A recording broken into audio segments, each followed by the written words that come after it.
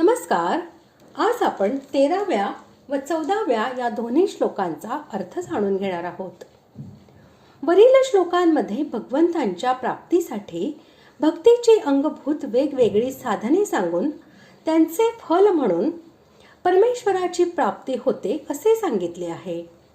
म्हणून भगवंताला प्राप्त केलेल्या प्रेमी भक्तांची लक्षणे जाणण्याची इच्छा झाल्यावर आता 7 श्लोकांमध्ये भगवंतास प्राप्त करून घेतलेल्या ज्ञानी भक्तांची लक्षणे भगवंत सांगत आहेत.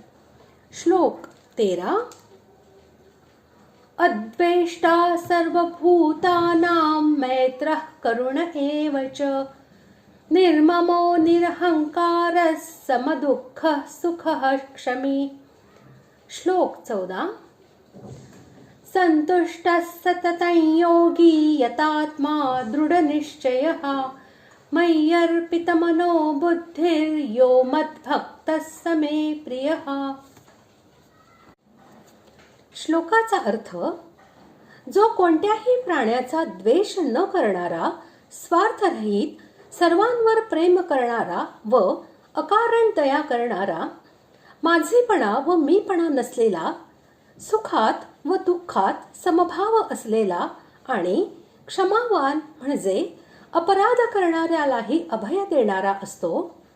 तसेच जो योगी नेहमी संतुष्ट असतो, ज्याने शरीर, मन व इंद्रिये ताब्यात ठेवलेली असतात, ज्याची माझ्यावर दृढ श्रद्धा असते, तो मन व बुद्धी मलाच अर्पण केलेला माझा भक्त मला प्रिय आहे.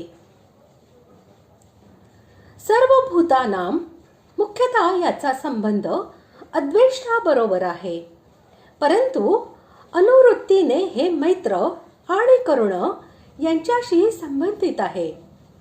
भावार्थ असा की सर्व भूतांच्या विषयी त्या मनुष्यामध्ये फक्त द्वेषाचा अभावच नव्हे, तर त्यांच्याविषयी त्याच्यामध्ये स्वाभाविक हेतुरहित मैत्री आणि दया याही आहेत. निर्मम आणि निरहंकार या लक्षणांद्वारे येथे असे दाखविले आहे की भगवंतांच्या ज्ञानी भक्ताचा सर्वत्र समभाव असतो, म्हणून त्याला कोणाबद्दल ममता नसते आणि त्याला आपल्या शरीराविषयी अहंकारही नसतो. तथापि कोणत्याही प्रयोजनाशिवाय तो सर्व भूतांविषयी प्रेम बाळगतो आणि सर्वांवर दया करतो. हाच त्याचा मोठेपणा होय. भगवंतांचा साधक भक्त हा दया व प्रेम करू शकतो, परंतु त्याच्यामध्ये ममता व अहंकार यांचा संपूर्ण अभाव नसतो. येथे सुख दुःख हे शब्द हर्ष शोकाचे वाचक नाहीत, तर त्यांच्या हेतूचे वाचक आहेत.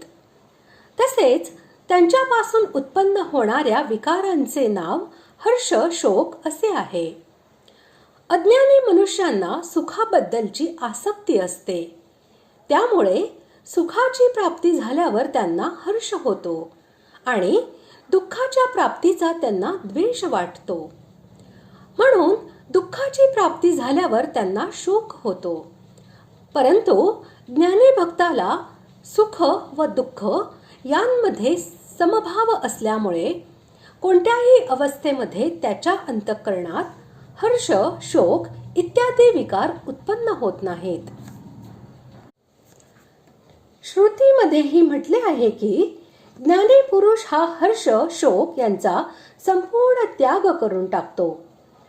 प्रारब्ध भोगाप्रमाणे शरीरामध्ये रोग झाल्यावर त्यांना पीडारूपी दुःख जाणवते आणि शरीर निरोगी राहिल्यामुळे पीडेच्या अभावाचे जाणीवरूपी सुख सुद्धा होते. परंतु आसक्ती द्वेष यांचा अभाव झाल्याने त्यांना हर्ष व शोक होत नाही. तसेच कोणत्याही अनुकूल व प्रतिकूल असलेल्या पदार्थ किंवा घटना यांच्या संयोग वियोगामध्ये त्यांना कोणत्याही प्रकारचा हर्ष शोक होत नाही. अशी अवस्था म्हणजेच त्यांचे सुख दुःखामध्ये सम राहणे होय. आपल्यावर अपकार करणाऱ्याला कोणत्याही प्रकारची शिक्षा देण्याची इच्छा न बाळगता त्याला अभय देणाऱ्याला क्षमावान असे म्हणतात. भगवंतांच्या ज्ञानी भक्तांमध्ये क्षमाभाव हाही अमर्याद असतो. त्यांना सर्वांबद्दल भगवत बुद्धी असल्यामुळे ते कोणतीही घटना ही वास्तविक कुणाचा अपराध आहे असे समजत नाहीत. म्हणून ते आपला अपराध करणाऱ्यालाही त्याबद्दल कोणत्याही प्रकारचा दंड देऊ इच्छित नाहीत. हे दाखविण्यासाठीच त्यांना क्षमावान असे म्हटले आहे. भक्तियोगामध्ये भगवंताला प्राप्त करून घेतलेल्या ज्ञानी भक्ताचे वाचक येथे योगी हे पद आहे. असा भक्त परमानंदाचे अक्षय व अनंत भांडार असलेल्या भगवंताला प्रत्यक्ष प्राप्त करून घेतो. त्यामुळे तो नेहमीच संतुष्ट राहतो. त्याला कोणत्याही वेळी कोणत्याही अवस्थेमध्ये जगातील कोणत्याही वस्तूच्या अभावाबद्दल असंतोष वाटत नाही. तो पूर्ण काम बनून जातो. म्हणून जगातील कोणत्याही घटनेमुळे त्याचा संतोष नाहीसा होत नाही. हेच त्याचे निरंतर संतुष्ट राहणे होय. प्रापंचिक मनुष्यांना जो संतोष वाटतो तो क्षणिक असतो.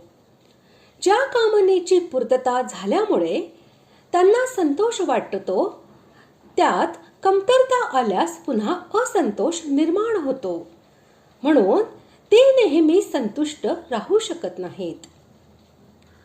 ज्याने मन आणि इंद्रिये यांच्यासह शरीर जिंकलेले आहे त्याला यतात्मा असे म्हणतात. भगवंतांच्या ज्ञानी भक्तांचे मन आणि इंद्रिये यांच्यासह शरीर हे नेहमी त्यांच्या स्वाधीन राहते. ते कधीही मन व इंद्रिये यांच्या ताब्यात जाऊ शकत नाही. त्यामुळे त्यांच्यामध्ये कोणत्याही प्रकारचा दुर्गुण व दुराचार यांची शक्यता नसते. हा भाव दाखविण्यासाठीच याचा प्रयोग केलेला आहे. ज्याने बुद्धीने परमेश्वराच्या स्वरूपाचा चांगल्या प्रकारे निश्चय केलेला आहे, ज्याला सर्वत्र भगवंतांच्या प्रत्यक्ष अनुभव येतो, तसेच ज्याची बुद्धी गुण कर्म व दुःख इत्यादींमुळे परमात्म्याच्या स्वरूपापासून कधीही कोणत्याही प्रकारे विचलित होऊ शकत नाही, त्याला दृढ निश्चय असे म्हणतात. भगवंतांमध्ये मन व बुद्धी अर्पण करणे म्हणजे असे की मनाने नित्य भगवंतांच्या स्वरूपाचे चिंतन करणे आणि बुद्धीने त्याचा निश्चय करता करता मन आणि बुद्धी हे भगवंतांच्या स्वरूपामध्ये कायमचे तन्मय होणे म्हणजेच त्यांना भगवंतांमध्ये अर्पण करणे होय.